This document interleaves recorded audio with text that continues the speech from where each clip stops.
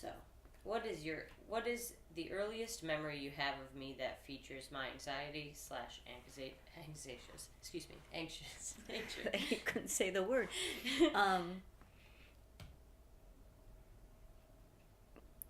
I don't quite remember what life felt like before anxiety. To be fair, I don't know if there ever was a time I lived without it. My clinical diagnosis has manifested itself in many forms throughout the course of my life, and in an effort to analyze and track back these reactions and things that give me pause, I sat down with someone I thought could shed the most light on the evolution of my worries. My mother. Um, did you notice in my line of anxiety rhetoric the concept of being worried about age? Or maybe you noticed a worry I wasn't moving fast enough? Oh, can I bring up I'm going back to when you were 3 years old. Please do. And we were having a party. Everything was set the way she wanted it. And she was out of training pants for a good 2 weeks solid. And she came down, had undressed in what I had asked her to wear with pull-ups on, and said, I don't want to have a party. I don't want to go. I don't want to be 3. Call everybody and tell them not to come. But that was just momentarily, because then she had a good time at her party when she got over having her little anxiety about getting older. More recently? More recently.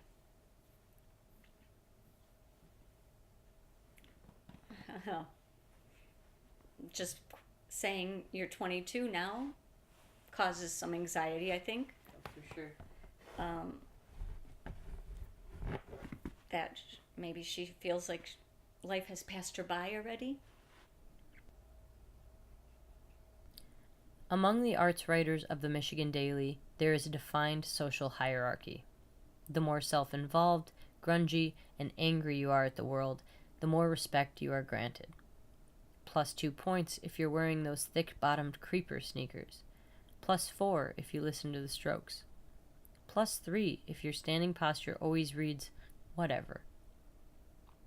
Today, gathered around the arts desk were my TV writers, all sweet, talented freshmen, yet to discover the code to breaking into the social circle, and the 2 managing editors, Andrea and Miranda. Being at the loftiest position in the section inevitably means your late 90s pop culture references are a honed craft, and your marks are high in the angst department. Miranda and Andrea existed in my world through pleasantries. My natural disposition with authority figures or superiors is one of forced and cloying cordiality. Oh my god, amazing, the interchangeable girls would say in response to quite literally anything I said in our under 2-minute conversations. Every day at U of M, I was brought to grapple with my age. All around me, people 2 to 3 years younger than I were doing what I was doing, but better. Sitting at the arts desk, surrounded by 18 to 20-year-olds, I was bracing myself for my 22nd birthday like a small death. I already felt humbled daily by what these kids, fresh out of high school, were accomplishing. Sophia, isn't your birthday this week? One eager young writer asked kindly. Yep, yeah, you're right, thank you, I said. The big 22. Like some strange moment from a cliched teen movie, every neck in earshot snapped in my direction, donning a twisted and confused expression. 22? Miranda cried. Oh my gosh, you are so old, Andrea echoed. Yeah, Sophia, you don't seem so much older, my direct superior Ben said, seated beside me. This moment felt like one of my usual anxiety-driven dreams, where the things that have been haunting my subconscious manifest themselves in painfully obvious means. I was wide awake, however, as I had my nose rubbed in the already stinging pain of my oncoming birthday. Later, when Miranda asked cordially how I was as I sat down in the conference room, I did what people don't do and answered honestly. Bad, to be honest. This whole 22 thing is kind of weighing on me. Yeah, Wow. I mean, at least you're not 23, Miranda said, with a caricature-like expression of consolation.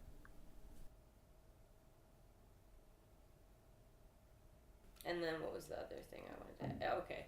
I'm going to be writing an account of a conversation, like a re-envisioned, because I don't obviously remember word for word, of a conversation I had with a school counselor about, I was like 15, 16, and I was like, well, and then what happens when I graduate and just go to the only university that'll accept me, and I accept the first job that I can manage to get? Do you hear yourself speaking right now? Okay, go on. No, exactly. I'm sorry, no, but that's exactly that's the line of thinking that I still... That's what you're doing. You're putting on the obstacles. Yeah. What if this doesn't happen? And what if that doesn't happen? And how could it... Life is not guaranteed. It's interesting. I've never thought of it as obstacles. I've always thought of it as just like an over-consciousness of time.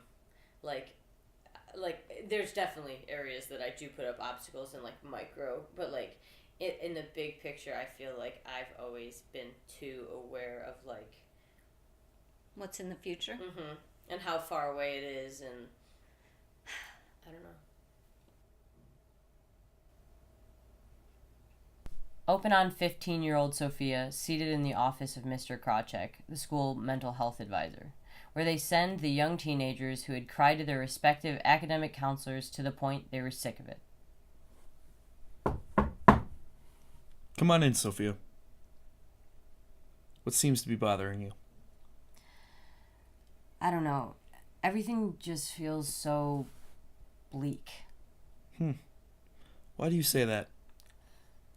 Sometimes I feel as though I can see all 50 plus years I have ahead of, like, unraveling before me, and I hate what I see.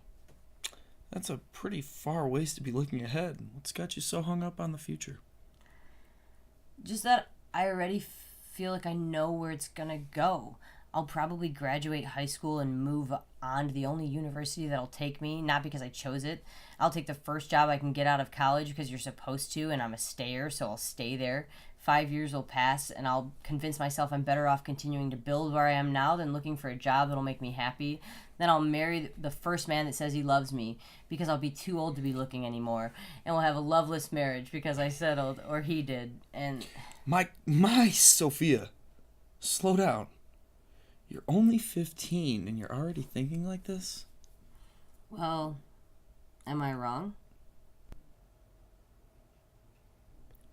I would go on to delineate a more thorough and consistent version of this line of thinking to my therapist, Phyllis Rosenbaum, who I began seeing not long after that interaction with my counselor.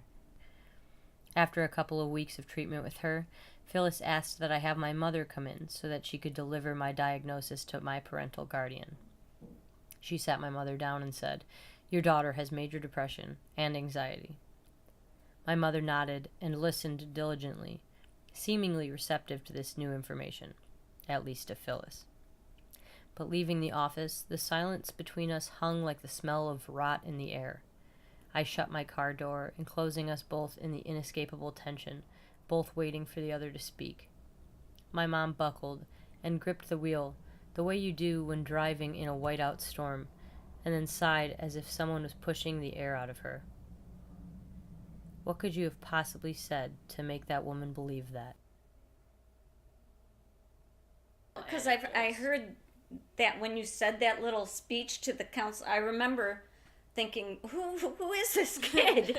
I grew up with a parent that didn't think, I was going to live till the next week because she grew up in war-torn times. So I don't have those kind of like tomorrow. Yeah. I have to, this is my future. I kind of live today. I make it through today, yay, go on to tomorrow. So when you were planning these, like, well, and then there's that, and then there's that. 40 when I was 15. It was kind of foreign to me. Yeah, that makes sense. That makes total sense. And it caused me anxiety. I'm sure. Because... Anxiety breathing. But you... In the end, you were fine, yes? Yeah. Everything worked out. We've just moved. I'm closer to the timeline now. it's still But even then, the problems you were creating were you could tackle them. You could do them if you just stepped back and said, here's what I need to do. yeah. Here's my step. Well, that's where anxiety could have been a helpful tool if I would have taken those worries and been like, here, let's enact change to not do that. But instead, my like mentally weak high school brain was like, let's fucking collapse instead. I can't do Under it. the weight. Yeah, that's what it feels like. I don't often address the fact that there are upsides to my anxious traits. Technically speaking, there are none. It's a defect, a genetically reinforced fault in my neurons. But as it manifests in my real life, my anxiety, specifically my fear of failure and over-awareness of timelines, that's actually what drives me towards my best success. I'm a good reporter because I let deadlines lead my life. I'm a good producer because I'll do everything in my human power to keep from failing. Prior to this conversation with my mom, I don't know if I ever let myself acknowledge out loud that I like my anxiety.